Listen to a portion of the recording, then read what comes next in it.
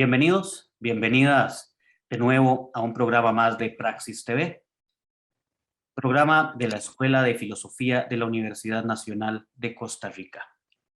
Hoy vamos a conversar sobre un tema muy interesante a propósito de el banderazo de salida que dio la campaña electoral en Costa Rica el pasado 6 de octubre. Y para eso nos acompaña Gustavo Román, asesor político del Tribunal Supremo de Elecciones. ¿Cómo estás, Gustavo?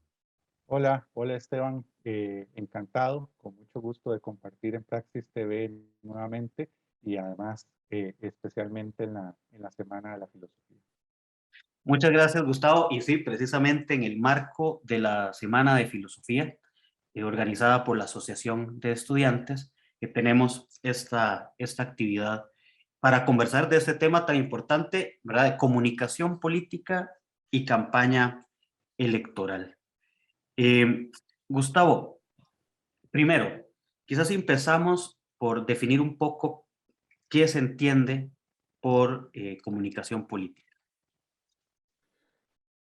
Yo en mis clases he encontrado que la mejor forma para entenderlo es distinguiendo cuatro sentidos distintos.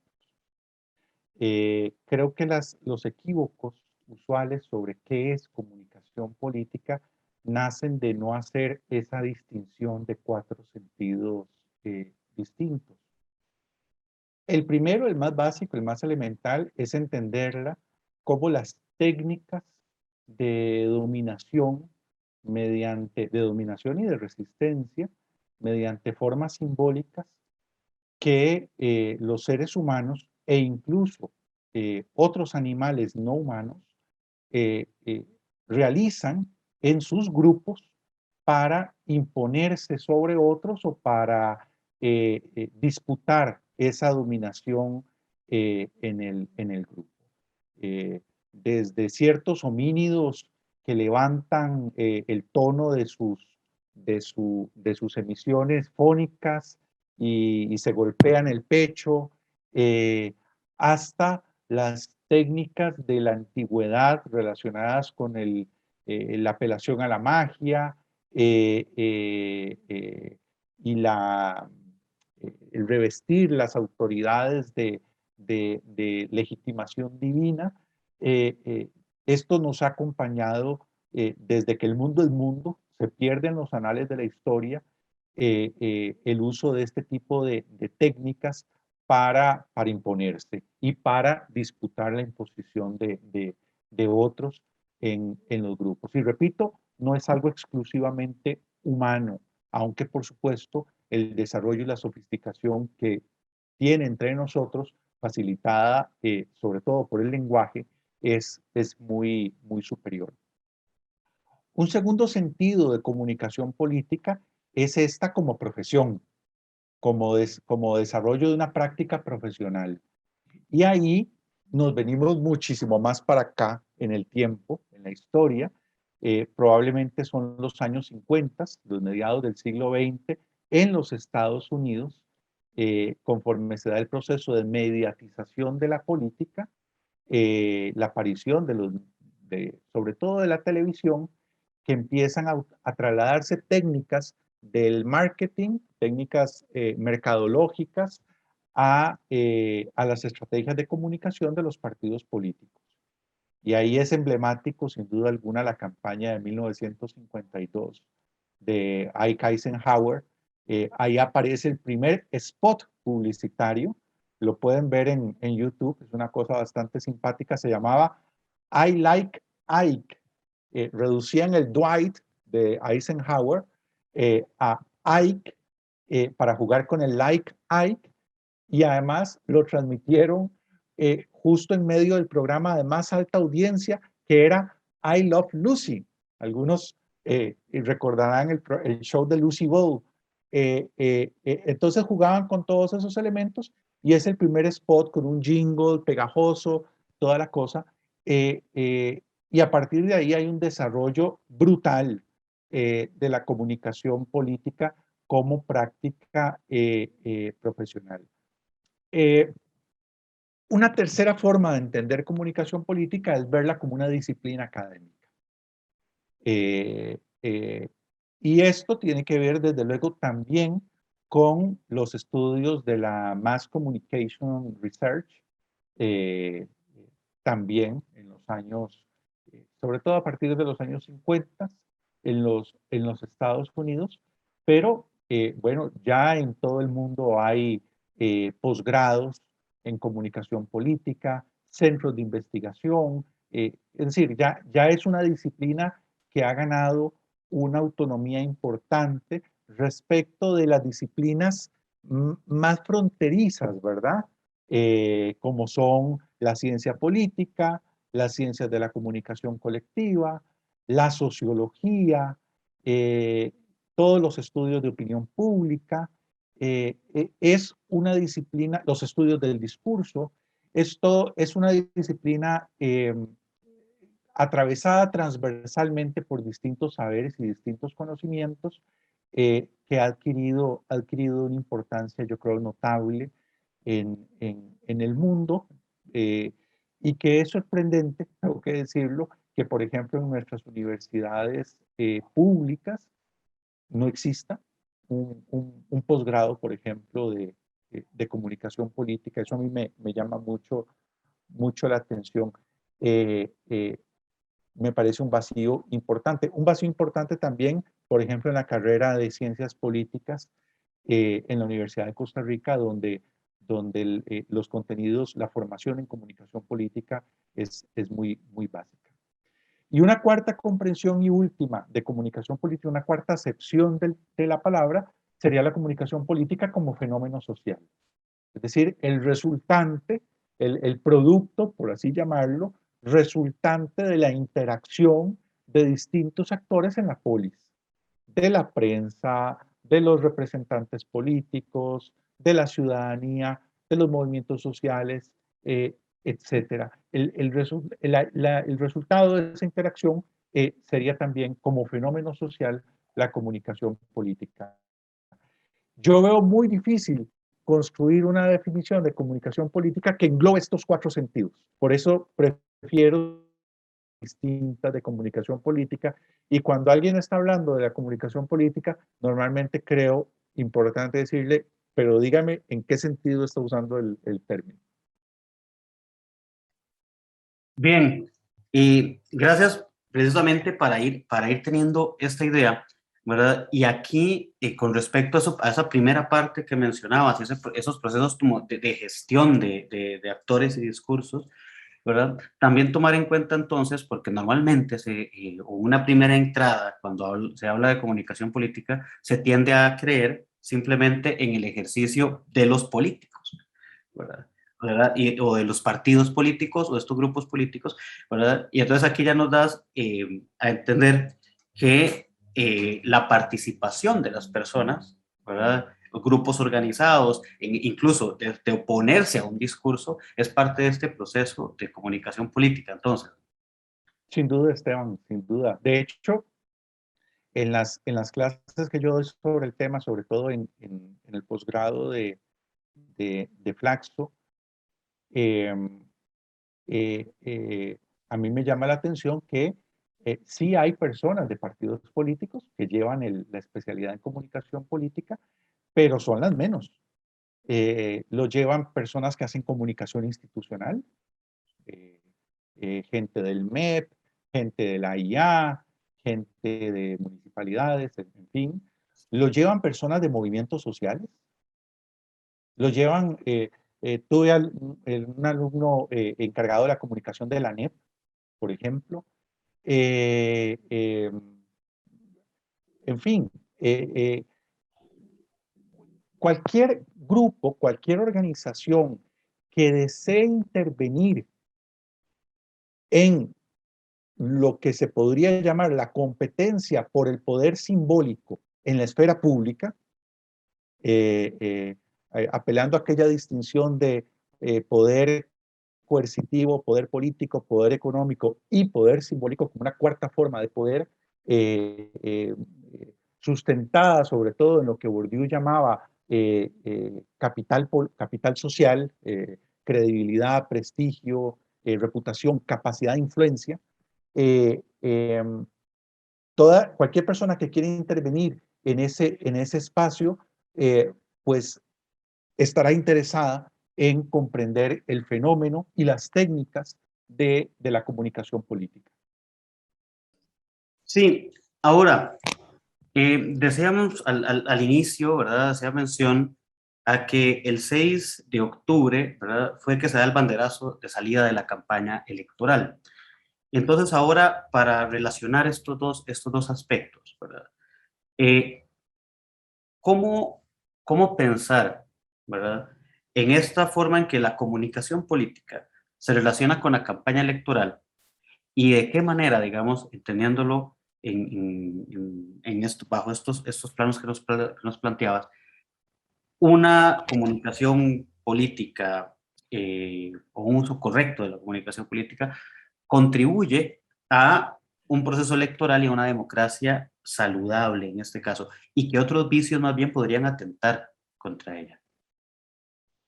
Bueno, un sentido muy restringido sería verlo específicamente en las campañas electorales, las estrategias desplegadas por cada partido político y por cada candidatura.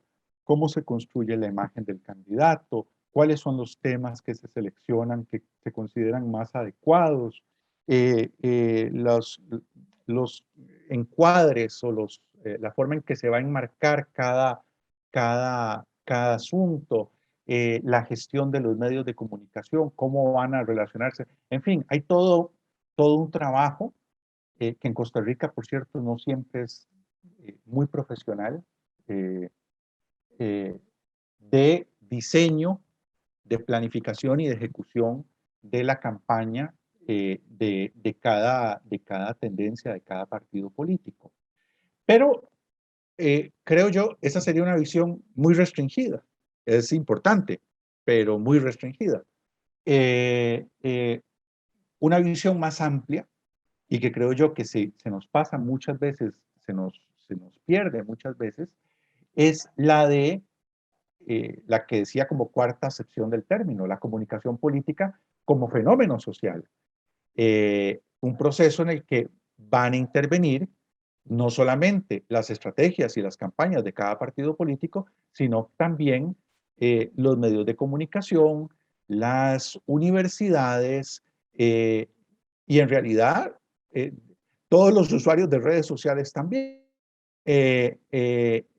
van a tener un peso y una influencia. No todos el mismo peso y la misma influencia.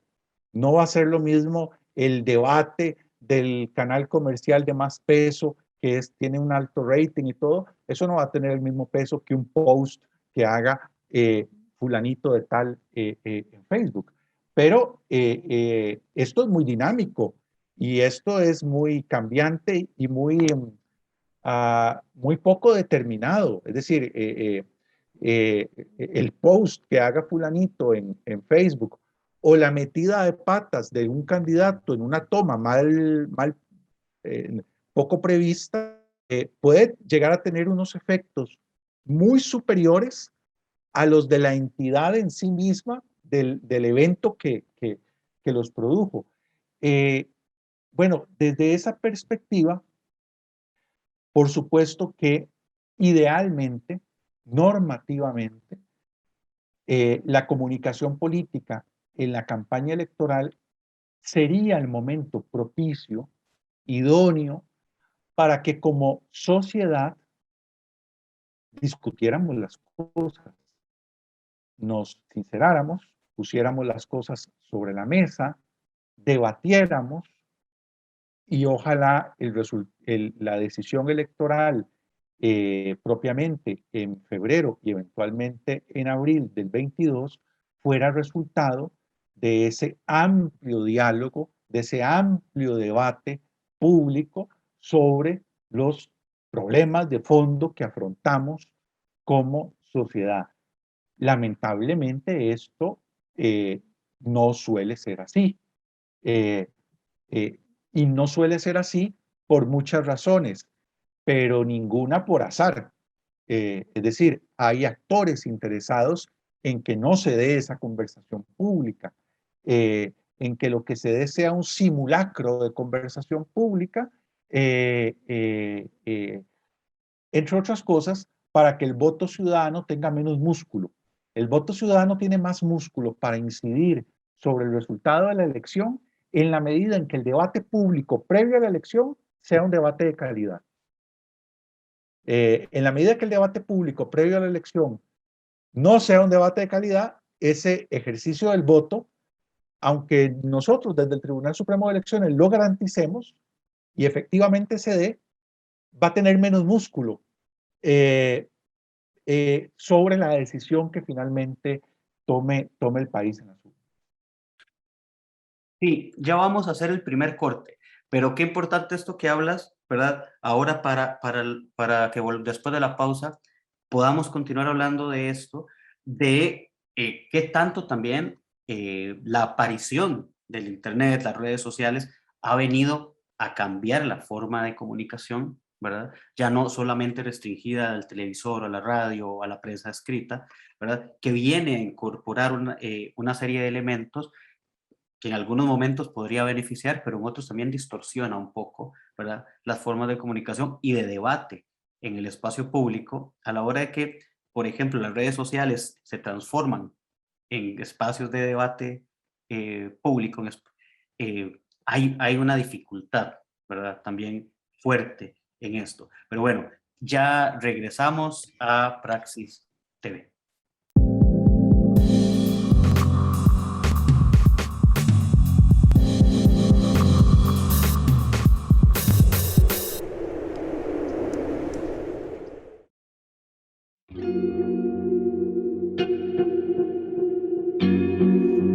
¿Te has preguntado alguna vez qué es la filosofía? Bueno, la filosofía es la búsqueda del conocimiento de todas las cosas, del mundo, de la naturaleza, del ser humano. Es ir en búsqueda de la verdad. La filosofía se compone de distintas áreas que de manera crítica intentan analizar las relaciones entre los seres humanos, las relaciones con otras criaturas, la forma como conocemos y cómo razonamos sobre el mundo.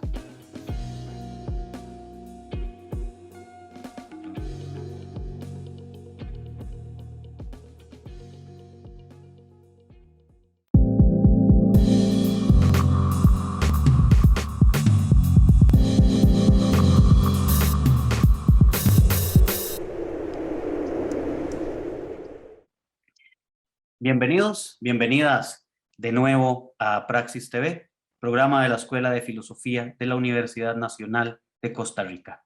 Ya se nos sumó Emily Montero, estudiante de la Escuela de Filosofía, miembro de la Asociación de Estudiantes, bueno, que por problemas de conexión no había logrado conectarse en el bloque anterior, pero bueno, ahora nos va a acompañar en estos dos bloques, precisamente, como mencionábamos anteriormente con Gustavo, en el marco de la Semana de Filosofía, para conversar sobre este tema tan importante, ¿verdad?, de comunicación política y la campaña electoral.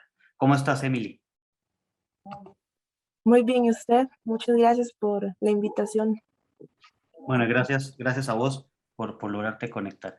Emily, veníamos hablando, ¿verdad?, ya sobre el tema de la comunicación política, de la campaña electoral, y quisiéramos de que nos contaras un poco, ¿verdad?, sobre el tema estudiantil, ¿verdad?, el tema del trabajo, y algunas de las interrogantes que han surgido entre ustedes a la hora de hablar de este tema.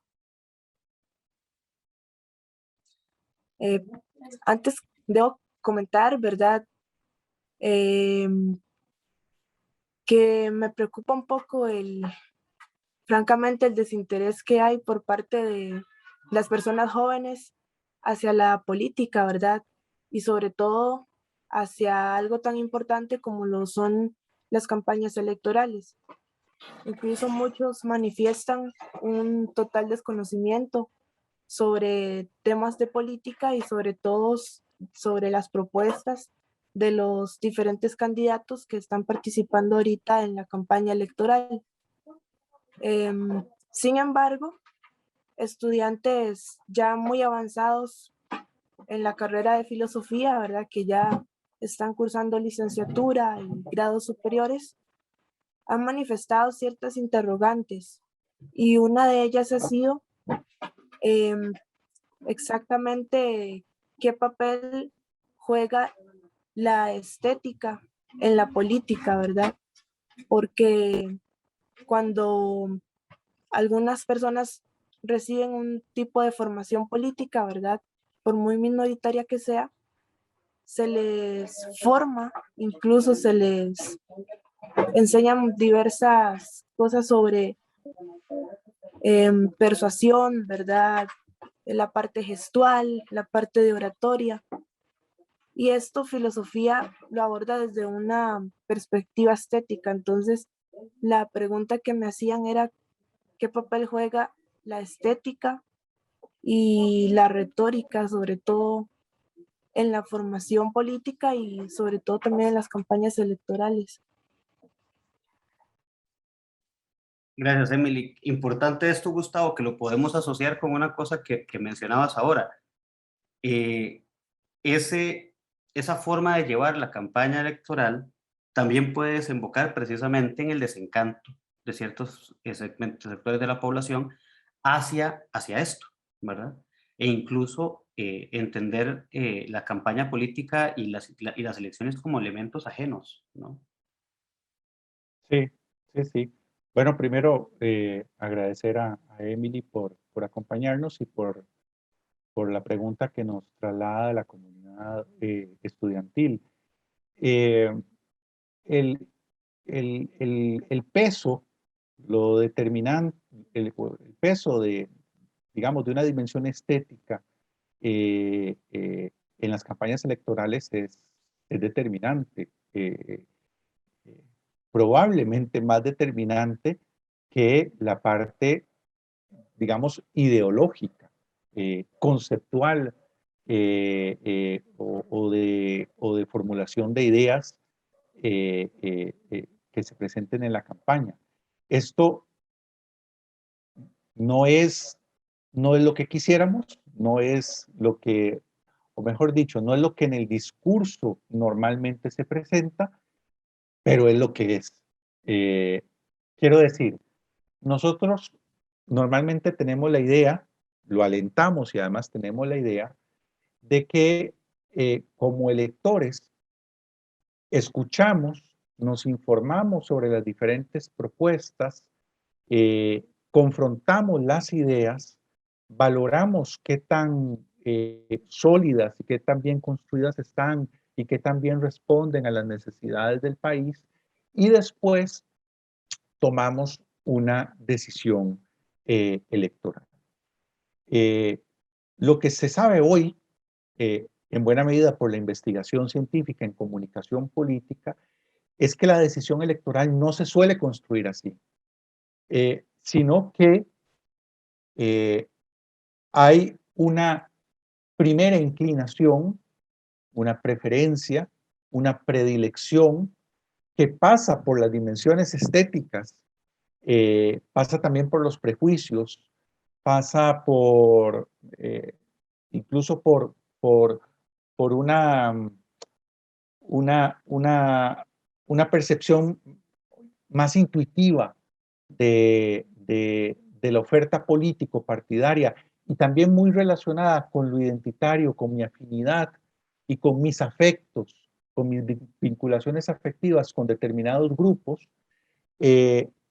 eso estaría de fondo detrás de la decisión electoral y después lo que hago es justificarla con razonamientos y con argumentos. De modo que las campañas de cada partido político estarían más orientadas a proveerme de los argumentos y de los razonamientos con los cuales yo pueda después justificar una decisión que ya tomé previamente, que no tomé sobre la base de una argumentación racional, sino que tomé sobre la base de otro tipo de ponderaciones y de impactos y de efectos y que simplemente voy a construir discursivamente después con base en un argumentario. Yo creo que es importante tener esto presente, tener presentes nuestros sesgos cognitivos también, porque en la medida que los tengamos presentes, podemos de alguna manera, quizá no sobreponernos a ellos, no liberarnos de ellos, pero sí al menos siendo conscientes de ellos, poder gestionarlos mejor y evitar un poco que se nos manipule a través de esas otras dimensiones que están más ocultas en la comunicación política. Gustavo, con esto que mencionas y esto que mencionaba Emily, ¿podríamos hablar de una espectacularización de las campañas electorales? Claro, sí, sí. En la llamada sociedad del entretenimiento, es difícil llegarle a los públicos si no es de formas que seduzcan y que capturen la atención de esos públicos. Esto se ve en las noticias, en el fenómeno que en Estados Unidos se conoce como infotainment, la mezcla de noticias con entretenimiento. Los noticieros, en buena medida, no tienen una función informativa, sino una función de entretenimiento, ¿verdad? Si su norte fuera exclusivamente la información, el video de YouTube con el gatito que surfea no tendría sentido. O no tendría sentido los dos diputados que se insultan y se pegan 4 gritos, sino que tendría más sentido el análisis del trabajo de la comisión legislativa y de las mociones que se han presentado y analizarlas. Las campañas electorales de los partidos políticos también. Esta es una presión que incluso sufren los docentes, ¿verdad? Hay una presión porque la clase sea entretenida. Por esta lucha por capturar la atención. Ahora, esto puede distraer de las discusiones de fondo. No necesariamente, pero sí puede hacerlo, sin duda alguna. Y no me cabe duda tampoco, porque además está bastante investigado, que hay estrategias de comunicación política que utilizan estas, digamos, hojas de parra, estos salvoconductos para ocultar la vacuidad total de sus propuestas. Es decir, a veces el escándalo y el fuego pirotécnico y la perorata no son más que el enorme disfraz bajo el cual se encuentra un enorme vacío, bajo el cual no hay nada, porque no hay ideas. Sí las hay, pero no se expresan, porque es mejor no expresarlas. Lo que se quiere hacer es mejor no decirlo. Pero entonces el silencio se cubre de distractores. Emily. Claro, efectivamente, pues sí, he visto que las campañas electorales incluso se van pareciendo a las celebraciones del mes de diciembre, ¿no? Incluso hay gente que espera y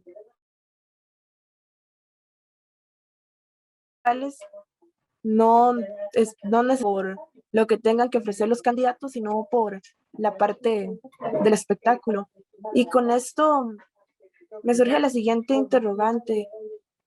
¿Qué tan necesaria es la formación política en la población joven, principalmente en la que está en secundaria? Porque, bueno, la gente que investiga, que incluso postea en redes sociales cosas de política es porque ya está en un grado universitario o porque su trabajo está de alguna manera vinculado con el ámbito político, pero ¿qué tan necesaria es la formación política en la población joven, para inclusive que si no está en un grado universitario, pueda a futuro tener una opinión un poco más epistémica en la política. Gracias, Emily. Es básica para que la democracia tenga algún contenido de verdad, de realidad, de sustancia, y no se reduzca a un teatro, a una ficción. Eh, eh, es decir, los internacionalmente y sobre todo desde la tercera ola de democratización en el mundo, ha habido una preocupación por garantizar condiciones institucionales que protejan la libertad del sufragio y los derechos civiles, por ejemplo, la libertad de expresión. Es decir, que las personas puedan decir lo que quieran, lo que opinen, y que las personas puedan votar libremente por quien quieran. Y eso es muy importante, eso es muy valioso, y hay sociedades que no lo han logrado. En América Latina siguen apareciendo personas candidatas y militantes y sindicalistas y ambientalistas en los maleteros de los carros con un tiro en la nuca. Entonces, garantizar esto no es poca cosa, es difícil. Y en Costa Rica lo logramos. Y es muy valioso y hay que cuidarlo, porque además no es una conquista que esté escrita en piedra. Todos los procesos pueden involucionar y todas las conquistas se pueden perder. Pero no es suficiente. No es suficiente garantizar libertad de expresión, libertad de asociación y derecho al sufragio. Porque si tenemos amplias sectores de la población cuyo día a día se les va trabajando para conseguir el sustento diario y al final del día llegan reventados a la casa sin mayor energía, ni tiempo, ni ánimo más que para ver algo de telebasura, ¿cómo van a poder incidir en los asuntos públicos si ni siquiera pueden informarse, si ni siquiera pueden enterarse de esos asuntos públicos? Quiero decir, la desigualdad económica tiene un impacto en la desigualdad política. La democracia no presupone igualdad política. Perdón, la democracia no presupone igualdad económica, pero la democracia liberal, pero sí presupone igualdad política. Y no es posible la igualdad política con niveles tan pavorosos de desigualdad económica como los de una sociedad como la costarricense.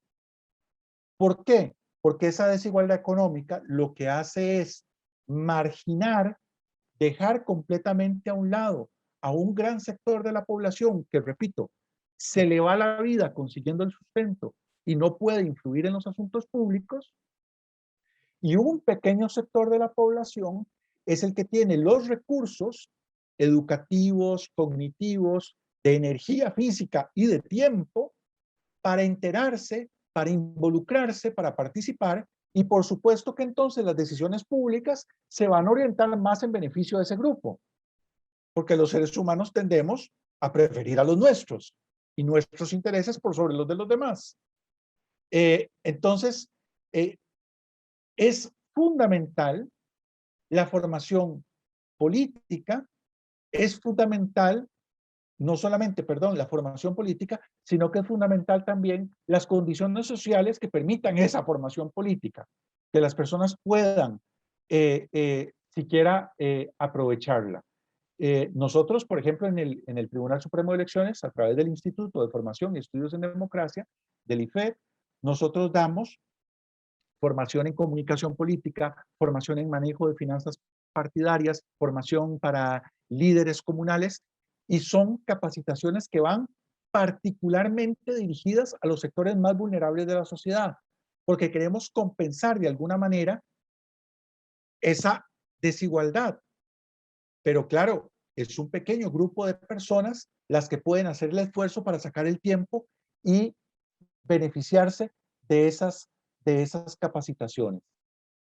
Así que cierro diciendo, la formación en democracia, la formación política es muy importante, pero tiene un prerequisito antes, y es que la democracia liberal es incompatible con los niveles de desigualdad que tiene una sociedad como la costarricense.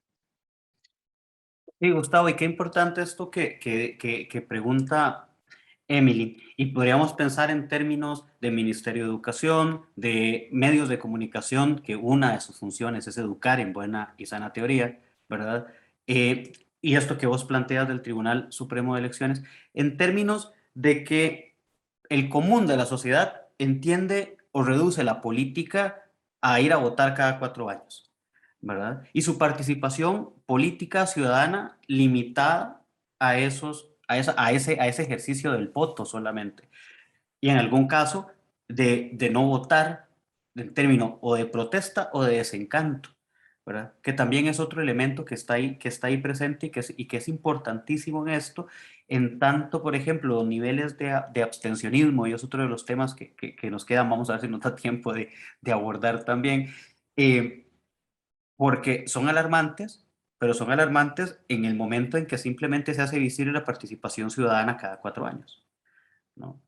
Entonces, esto es, y me parece una pregunta vital también en otros términos, en tanto que se piensa que la formación ciudadana en participación política va iniciando a los 18 años cuando te dan la cédula.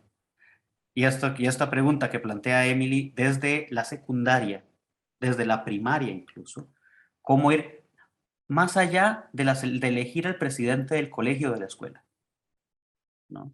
Sino realmente en el ejercicio político en su amplio espectro, ¿verdad? Que es un tema que creo que podemos venir, estoy viendo que ya se nos está yendo el tiempo de este segundo bloque, entonces para ahorita que volvemos del otro bloque poder continuar abordando ese tema y hablar un poco sobre lo que se avecina también, cuál es el panorama y el trabajo del Tribunal Supremo de Elecciones en esta campaña que recién inicia. Ya regresamos a Praxis TV.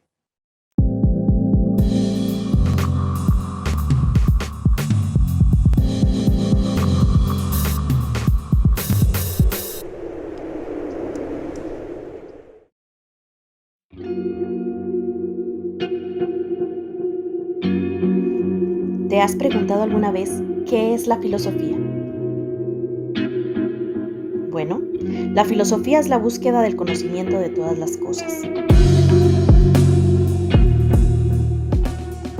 del mundo, de la naturaleza, del ser humano. Es ir en búsqueda de la verdad.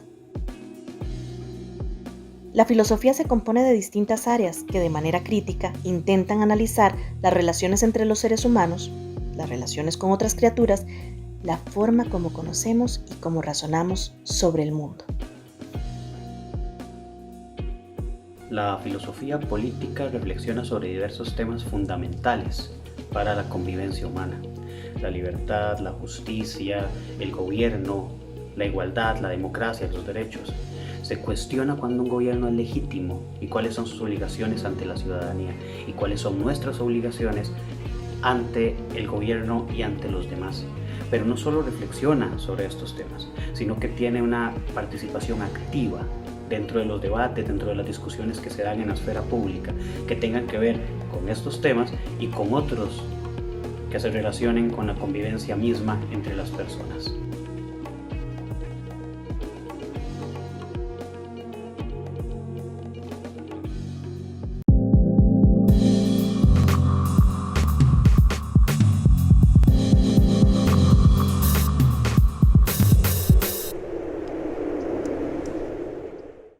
Bienvenidas, bienvenidos de nuevo a Praxis TV, programa de la Escuela de Filosofía de la Universidad Nacional de Costa Rica. Hoy, en el marco de la Semana de Filosofía, organizada por la Asociación de Estudiantes de nuestra escuela. Y continuamos conversando con Gustavo Román Jacobo, asesor político del Tribunal Supremo de Elecciones, y con Emily Montero, integrante de la Asociación de Estudiantes de la Escuela y estudiante de la Escuela de Filosofía de paso. Bueno, veníamos hablando sobre esta importancia de la educación política, ¿verdad? El impacto que esto tiene claramente en la forma en que se consume la comunicación, ¿verdad? Esto es importantísimo. Y el impacto que también tiene en la toma de decisiones de la población. Entonces continuamos con Emily. Emily, ¿se nos externas alguna de las otras cuestiones que han conversado ustedes y quieren expresarlo, quieren preguntarle también a Gustavo? Bueno, hemos visto desde la Asociación de Filosofía y los estudiantes de filosofía en general, ¿verdad? La necesidad de la formación política en los jóvenes, como lo mencionaba anteriormente, ya que en los últimos años hemos vivenciado un actuar impulsivo por parte de la ciudadanía a la hora de ejercer el sufragio, ¿verdad? Se crea inclusive una opinión dogmática acerca de los diferentes candidatos que participan en la campaña, así como de los diferentes regímenes y sobre todo las propuestas, ¿verdad?, que exponen los candidatos en los debates y las diferentes actividades que implican las campañas electorales. Y hemos logrado detectar la necesidad también de crear un criterio un poco más epistémico en la ciudadanía, ¿no? Es decir, que tengamos un conocimiento concreto, probable, acerca de la política, ¿verdad? ¿Qué es un régimen? ¿Qué es la Asamblea Legislativa incluso?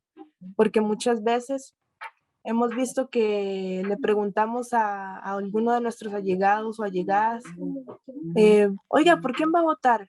Y le dicen a uno, bueno, no sé, este candidato de Liberación o de cualquier partido me cae bien, me gusta cómo se expresa, pero difícilmente va a conocer la propuesta de ese candidato, ¿verdad?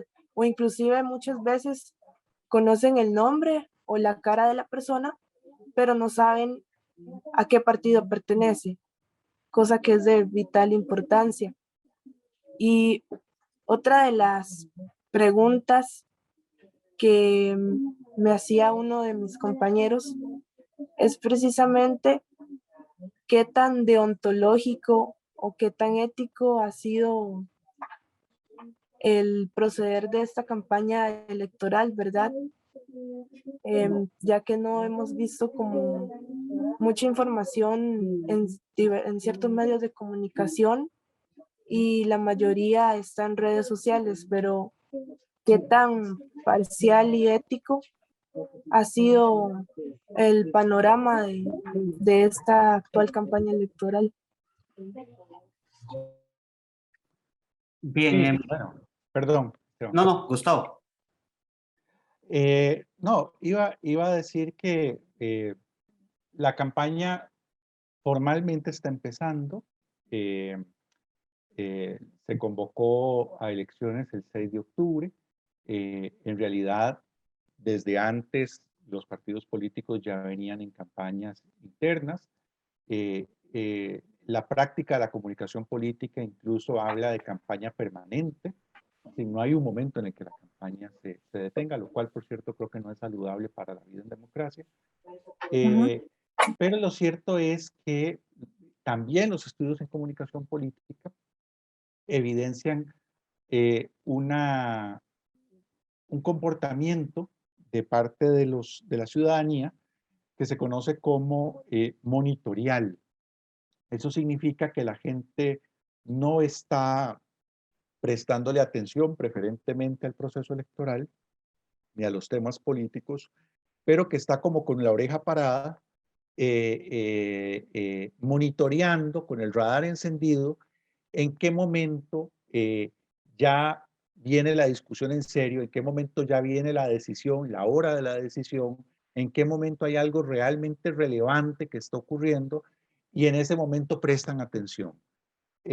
Tradicionalmente en Costa Rica eso ocurre después de la conocida tregua navideña.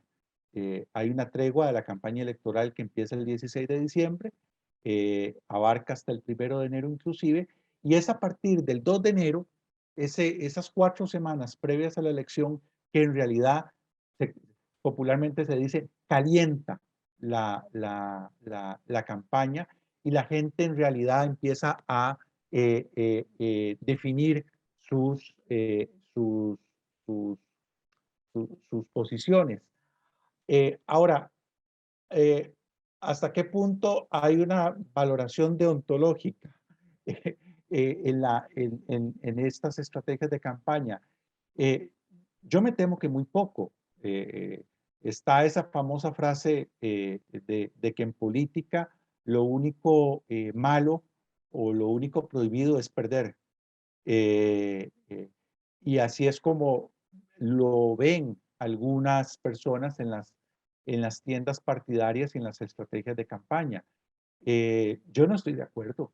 Yo creo que siempre será más importante la república, será más importante la democracia, será más importante nuestra convivencia en paz y libertad, será más importante que cualquier candidatura, será más importante que cualquier resultado electoral. No creo que haya ningún resultado electoral que justifique o que amerite romper la sociedad, polarizarla, crisparla, generar violencia. Creo que a largo plazo es un razonamiento estúpido. Digamos, entre comillas, maquiavélico, es un razonamiento estúpido porque es serruchar la rama sobre la que estamos sentados, envenenar el pozo del que todos vamos a tener que beber. Las sociedades más prósperas, las sociedades en las que sus ciudadanos viven mejor, son aquellas en las que el juego político, el debate político, sigue cauces normalmente de moderación, de respeto, de alternancia, donde quien gana entiende que no tiene que llevárselo todo y hacer mesa gallega.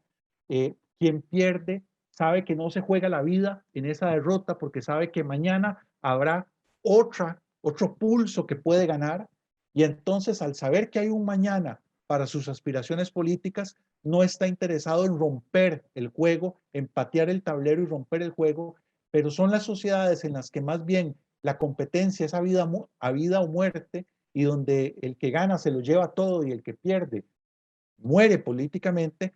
Esas sociedades en las que hay poco que perder, en las que se pone toda la carne en el asador y normalmente se pierde, se acaba perdiendo la democracia. Gustavo, con respecto a esto que mencionas, un par de elementos que podamos ahondar. El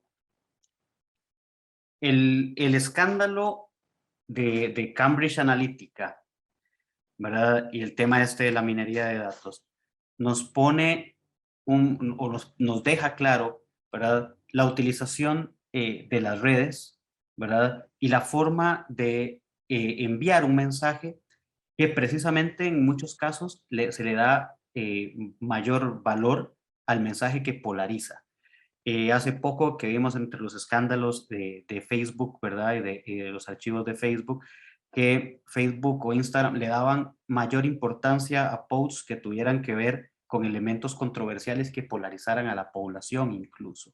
Entonces, vemos una participación de las redes que, como ahora mencionaba Emily, ¿verdad? Mucha gente y muchos sectores de la población no recurren al televisor, o incluso vemos también que gran parte de la campaña migra a redes sociales a barata costos, ¿verdad? Una pauta en televisión es sumamente cara y no todos los partidos políticos o los candidatos tienen tanto fondo o contenido económico para costear una campaña masiva en televisión. Se esperan a que esté más cercana a la elección, pero las redes sociales están en continua campaña, digamos, como mencionabas ahorita. Ante este panorama, ¿verdad? Y sabiendo las dificultades que hay para regular los contenidos que que componen las redes sociales, ¿verdad? Que se difundan en las redes sociales. ¿Cuál ha sido el trabajo, cuál es la estrategia que se ha pensado o que han pensado ustedes respecto a esto? Porque ya se ha discutido muchísimo en el daño que este tipo de acciones genera a la democracia y al país. Qué complicado o no entiendo por qué, o qué cuál será la razón de que un candidato o un partido político se empeñe en un discurso que polarice a la población y después llegar a gobernar un país completamente polarizado. Claro. Sí, es que la polarización es un movilizador electoral. Eh, las estrategias de campaña buscan polarizar porque saben que así movilizan a la gente a participar. Divide y votarás, se llama el libro del doctor Ronald Alfaro del Estado de la Nación. Eh, Vamos a ver, lo primero que habría que decir es que el Tribunal Supremo de Elecciones, como una institución de un Estado de Derecho, está sujeto al principio de legalidad. Eso significa que lo que puede hacer no es lo que estime conveniente o deseable. Lo que puede hacer respecto de cada tema es única y exclusivamente aquello para lo que la ley lo faculta. Nada más. Está atado en su accionar por la ley. Eso es muy bueno, por cierto, porque es una garantía de libertad para los ciudadanos el hecho de que las instituciones del Estado solo puedan hacer aquello que la ley les permite hacer. En materia de regulación de propaganda, las limitaciones que existen en nuestra legislación son básicamente tres. Unas son temporales, que tienen que ver con la tregua navideña y con la veda los 3 días antes de la elección y el propio día de la elección. Otras son espaciales. Este asunto de que no se puede, a diferencia de cuando estábamos pequeñitos nosotros, no se puede poner publicidad en el mobiliario urbano y en los edificios públicos, ya no se pueden papelar los puentes y los postes de electricidad de publicidad electoral. Y luego hay dos limitaciones de contenido, solamente hay dos limitaciones de contenido, que son la de invocación de motivos religiosos, párrafo tercero del artículo 28 de la Constitución Política, y el artículo 13 de la Convención Americana de Derechos Humanos, que prohíbe la propaganda en favor de la guerra y toda apología del odio nacional, racial o religioso que constituyan incitaciones a la violencia o cualquier otra acción ilegal similar contra cualquier persona o grupo de personas por ningún motivo, inclusive los de raza, color, religión, idioma u origen nacional. Eh, Esas son las limitaciones de contenido y son excepcionales porque el principio es la libertad de expresión. Eso hay que tenerlo presente. Sí, el principio macro es la libertad de expresión y excepcionalmente el ordenamiento prevé estas dos limitaciones de contenido. La estrategia fundamental del Tribunal Supremo de Elecciones, a diferencia de otros países que han optado por la regulación y por la sanción, yo creo que habrá que esperar a ver los resultados que obtienen. Creo que no van a ser muchos porque regular las redes sociales es como tratar de ponerle puertas al campo. Eh, eh, em, la opción que ha hecho el Tribunal Supremo de Elecciones es más por el lado pedagógico. Nosotros estamos ofreciendo un curso gratuito que se llama Ciudadanía Digital Responsable. Es un curso de alfabetización digital.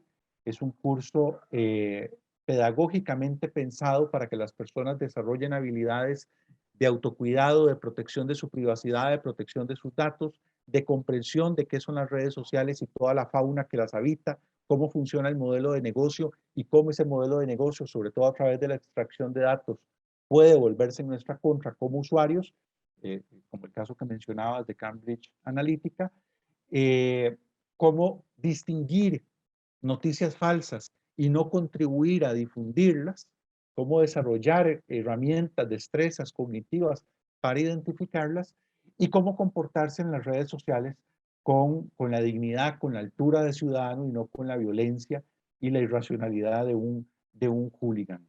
Esa es la opción.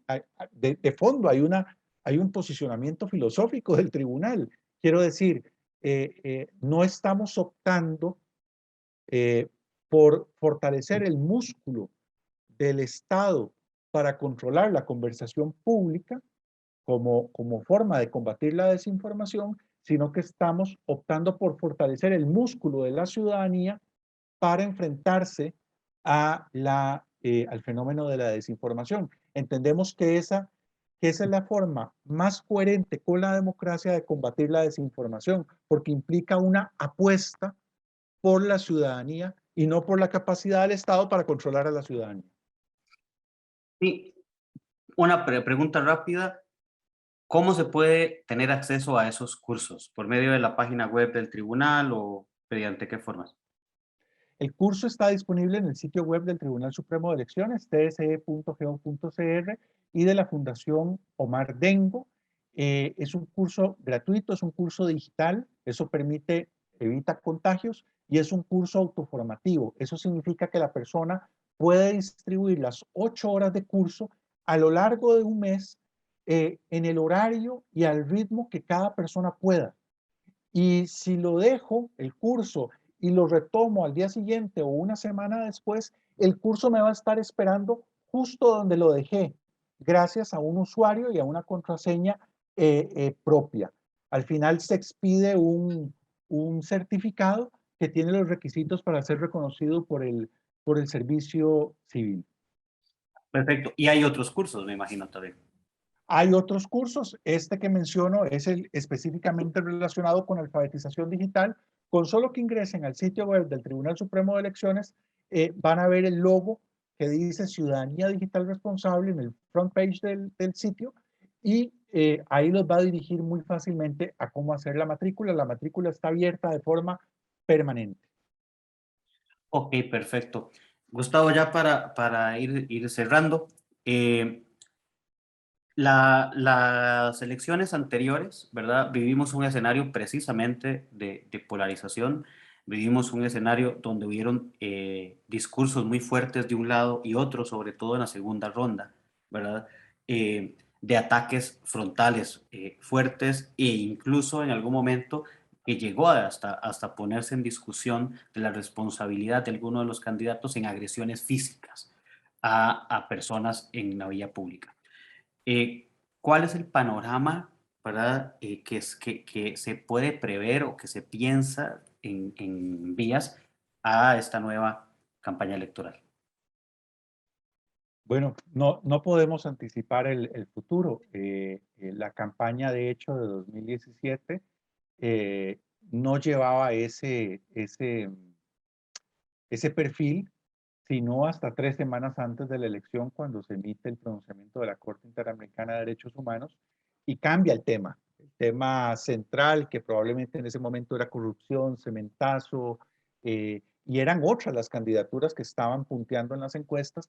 A partir del pronunciamiento de la Corte Interamericana, cambia el tema de la campaña y cambian los actores protagónicos de la campaña, y ni qué decir ya después en los meses de febrero y marzo, que fue los meses de campaña de la segunda ronda electoral. En este momento, por el momento, pareciera no haber un tema de esa naturaleza que tenga la capacidad de polarizar en 2 grandes bloques la campaña, pero no sabemos lo que pueda pasar, no sabemos lo que estén planeando algunas personas tras bambalinas en las campañas electorales, porque estas cosas lamentablemente no son espontáneas. Así que tenemos que estar preparados. Yo he insistido mucho en otros espacios en que esta es una campaña electoral que vamos a vivir no en lo más y mejor de la pandemia, como tuvieron que hacerlo otros países. Ya nosotros tenemos vacunas, la curva está bajando, etcétera, pero sí va a ser una campaña enmarcada en los efectos económicos, laborales y emocionales de la pandemia. Hay enojo, hay malestar, hay luto en muchos hogares, hay desesperanza, y no me cabe duda de que va a haber actores y va a haber estrategias que van a tratar de llevar agua a su molino, manipulando esas emociones que tenemos a flor de piel en esta campaña electoral. Entonces, un desafío adicional aparte del desafío de informarnos y de debatir y de discutir y tomar una buena decisión de cara a las elecciones, un desafío adicional que vamos a tener como ciudadanos es estar muy conscientes de nuestras propias emociones y muy alertas de quienes quieran manipularnos. Sí, claro. Ya tenemos que ir cerrando. Hay algunos temas, ¿verdad?, que posiblemente van a aparecer en campaña, como el tema de la crisis económica, empleo público es muy probablemente que vuelva a la palestra. Y últimamente que ya algunos candidatos han empezado a emitir opinión, el tema de la obligatoriedad de las vacunas parece ser uno de esos grandes temas que podría empezar a generar polarización. Pero bueno, muchas gracias, Gustavo. Emily, no sé si tienes algún comentario final, alguna cosa que quieras agregar para cerrar el programa. No, pues sin duda, este es un tema bastante interesante y que, como hemos visto ahora, genera muchas horas de debate y da para generar bastante diálogo, pero debemos investigar mucho y informarnos bastante, lo más que podamos, para que nuestro sufragio tenga un impacto favorable para el bien común y la ciudadanía costarricense. Por supuesto. Gustavo, alguna cosa que se te haya quedado, algunas palabras finales para el cierre? Bueno, otro tema estaba pensando, podía ser el tema migratorio con discursos xenófobos. Habrá elecciones en Nicaragua en noviembre. Es probable que el endurecimiento de la dictadura de Daniel Ortega tenga un impacto migratorio y ojalá me equivoque, pero espero que no haya candidaturas costarricenses interesadas en utilizar ese tema para polarizar. Y por lo demás, ¿no? Agradecerle a la escuela, agradecerle a Praxis, a Emily, a vos, Esteban, por este espacio privilegiado de poder entrar en conversación desde el Tribunal Supremo de Elecciones con la comunidad de la Universidad Nacional. Muchas gracias, Gustavo. Muchas gracias, Emily. Nos vamos, no sin antes invitarles a la actividad de cierre de la Semana de la Filosofía. Mañana, viernes 29, tienen una actividad sobre cultura indígena a las 10 a.m., donde participa Andrés Fallas y modera Diego Barrantes. Y a las 3 de la tarde, para terminar, Filosofía Latinoamericana y Acción Política, donde contaremos, ¿verdad? Se contará con la participación de Enrique del Percio, filósofo argentino, Rubí Villagrán, estudiante de la Escuela de Filosofía, y su servidor Esteban Aguilar. Entonces, muchísimas gracias, Gustavo, muchísimas gracias, Emily. Esto fue Praxis TV, programa de la Escuela de Filosofía de la Universidad Nacional de Costa Rica. Y hoy nos vamos con esta canción que se llama Océano, el videoclip de Océano, de el artista costarricense Marcelo Verges, junto a Ololiuki. Hasta la próxima. Chao.